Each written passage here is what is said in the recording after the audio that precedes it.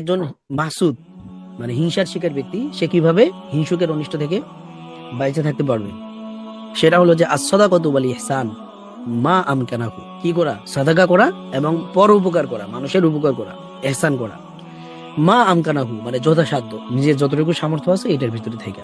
এরপরে বলতেছে ফামা ইয়াকাদুল আইনু ওয়াল হাসাদু ওয়াল আযা ইয়াতাসাল্লাতু আলা মুহসিনিল মুতাসাদ্দিকিন, যে এই যে সাদাকা মানে যে ব্যক্তি ইহসান করে, মানে মানে ইহসানকারী ব্যক্তি এবং মুতাসাদ্দিক এবং যে ব্যক্তি সাদাকা করে, এই দুই ধরনের ব্যক্তির উপর প্রায় সময় মানে আইন এবং হাসাদের যে কষ্ট এটা তার উপর পতিত হয় না।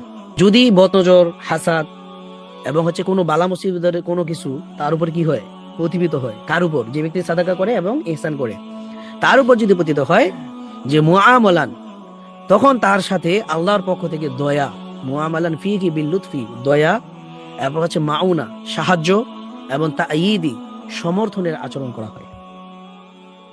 মানে কোনো একটা যদি পতিত হয়েও যায় তাহলে আল্লাহ তাআলা তার সাথে কি মুআমালাটা করে?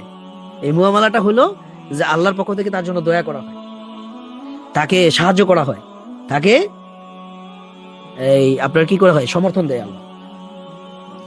মানে যদিও পতিত হয়ে যায় কোনো কারণে, তাহলে আল্লাহ তাকে সমর্থন দিবে, আল্লাহ তাকে সাহায্য করবে, আল্লাহ তাকে কি করবে, দয়ার আচরণ করবে তার সাথে। দয়ার আচরণ মানে কি? এই জিনিসটা বেশিক্ষণ লাস্টিং করবে না, খুব দ্রুত সময় সে ভালো হয়ে যাবে। বুঝতে পারছেন?